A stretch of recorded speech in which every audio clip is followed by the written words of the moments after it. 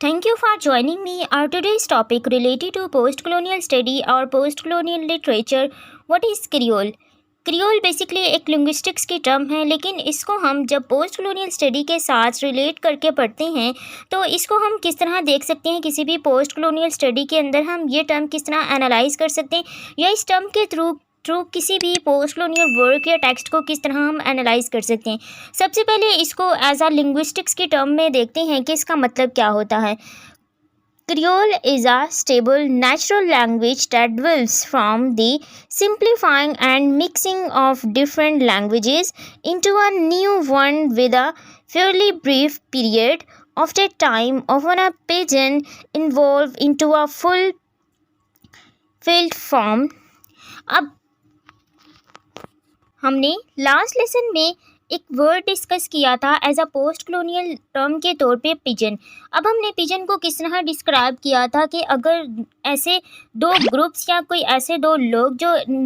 किसी और लैंग्वेजेस के फॉलोवर हों, यानी कि दो डिफरेंट कंट्री के नेटिव्स जो अपनी अपनी लैंग्वेज को जानते हैं, जब एक दूसरे के साथ कम्युनिकेट करते हैं तो उनको जब एक दूसरे की लैंग्वेज नहीं आती लेकिन वो अपनी बात एक दूसरे के साथ, यानी कि वो जो अपनी इन दोनों के दरमियान एक मीन्स ऑफ कम्युनिकेशन होता है, यानी कि उनसे एक थर्ड लैंग्वेज जो है वो डेवलप होती है। अब उस थर्ड लैंग्वेज का क्या रोल होता है, उस थर्ड लैंग्वेज को हम पिजन कहते हैं, यानी कि वो ना तो इतनी एक डेवलप फॉर्म होती है, सिंपली वो एक ऐसी रफ सी लैंग्वेज होती है जिसको सिर्फ वो दोनों जो हैं वो यूज़ कर सकते हैं। अब क्रियोल जो है बेसिकली ये पिजन ही होता है, लेकिन पिजन इसकी एक डेवलप फॉर्म है। फॉर इंस्टेंस के अगर दो ऐसे डिफरेंट कंट्री के नेटिव्स हैं और वो आपस में जब शादी कर लेते हैं या एक दूसरे के साथ एक काफ़ी अरसे से रहना स्टार्ट कर देते हैं तो आगे से यानी कि उनकी जो थर्ड जनरेशन स्टार्ट होती है तो वो जनरेशन जो है वो जो पिजन लैंग्वेज उनसे सीखती है, उनसे अडॉप्ट करती है, तो वो क्रियोल बन जाता है और वो एक डेवलप फॉर्म होती है। और वो क्रियोल उस नई जनरेशन की क्या होती है, एक नेटिव लैंग्वेज होती है।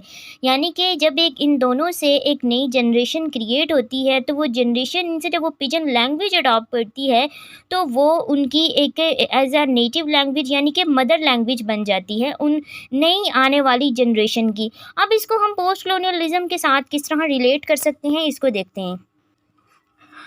अब रिलेट की जाती है। अब क्रियोलाइजेशन क्या होती है? क्रियोलाइजेशन जो है वो एक ऐसा प्रोसेस होता है कि जिसमें दो डिफरेंट कल्चर जो हैं या फिर उनके एलिमेंट्स जब एक दूसरे के साथ मिलना स्टार्ट कर देते हैं तो उससे क्या होता है कि एक न्यू कल्चर जो है वो क्रिएट कर दिया जाता है। तो इट्स मीन कि जब हम किसी भी अब हम इसको पोस्ट कॉलोनी स्टडी के अंदर देख रहे हैं, हमने क्रियोल को एज अ लिंग्विस्टिक्स टर्म के तौर पर देख लिया है कि लिंग्विस्टिक्स में ये किस तरह यूज़ की जाती है कि यानी कि जब डिफरेंट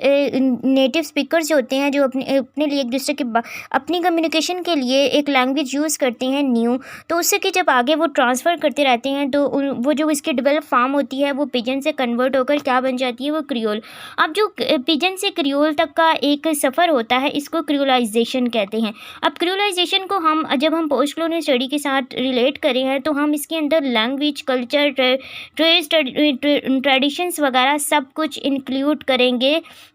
रादर दैन कोई सिंगल लैंग्वेज, क्योंकि जब हम किसी भी नेटिव की जो लैंग्वेज है उसको कन्वर्ट करते हैं या उसको न्यू फॉर्म में ट्रांसफ़र करते हैं तो इट्स मीन कि हमने जो उसका कल्चर है उसको भी ट्रांसफॉर्म कर दिया या उसको न्यू फॉर्म क्रिएट कर दी। तो मीन्स कि क्रियोलाइजेशन इन पोस्ट कॉलोनियल स्टडी में यही है कि जो डिफरेंट अगर एक कल्चर किसी और कल्चर के साथ या उसके जो एलिमेंट्स हैं वो किसी और कल्चर के साथ ब्लेंड होना स्टार्ट हो जाते हैं तो वो आपस में एक न्यू कल्चर जो है उसको क्रिएट कर देते हैं। तो इट्स मीन के वो क्रियोलाइजेशन होगी उनके पिजन से क्रियोल में, और पिजन से क्रियोल तक का जो सफ़र है उसको हम क्या कहेंगे, डेट इज़ क्रियोलाइजेशन। सिंपली आप किसी भी पोस्ट कॉलोनियल वर्ल्ड के अंदर जब एक कल्चर को दूसरे कल्चर के साथ ब्लेंड होता देखें, यानी कि एक कल्चर जो है उसके कुछ ट्रेड्स या फॉर इंस्टेंस अगर कोई एक ऐसा किसी भी कल्चर का रिप्रेजेंटेटिव है, फॉर इंस्टेंस कि अगर वो किसी पाकिस्तानी कल्चर या पारसी कम्युनिटी या इंडियन कल्चर या अफ्रीकन कल्चर से बिलोंग करता है, तो जब वो खुद को किसी और कल्चर के साथ इमर्ज कर लेता है, यानी कि उनकी जो ट्रेड्स हैं वो किसी और कल्चर के साथ मिक्स हो जाएंगी, होंगी तो वो एक डिफरेंट कल्चर्स जो हैं वो ब्लेंडेड होने के बाद एक क्रिएट करते हैं क्या, एक न्यू कल्चर। डैट इज़ क्या होता है, इस वर्ड को हम क्रियोलाइजेशन कहते हैं। और इसी को हमने हाइब्रिडिटी के अंदर भी डिस्कस किया था कि हाइब्रिडिटी क्या होती है कि जब दो कल्चर आपस में मिलते हैं तो इनसे एक न्यू कल्चर बनता है। यानी ये इसी से रिलेटेड है कि ये जो उनका एक मतलब हाइब्रिडिटी का एक प्रोसेस होता है ना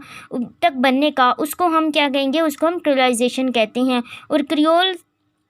तक का जो सफ़र है यानी कि उन दोनों की लैंग्वेज से जब एक रफ फार्म की लैंग्वेज स्टार्ट होती है पिजन, तो इसको हम पिजनाइजेशन कहते हैं। और पिजन से क्रियोल तक का सफ़र जो है वो क्रियोलाइजेशन कहलाता है। नेक्स्ट हम इसी से रिलेटेड एक और टर्म डिस्कस करेंगे जिसके अंदर हम इसका रेफरेंस भी देंगे इन तीनों टर्म्स का।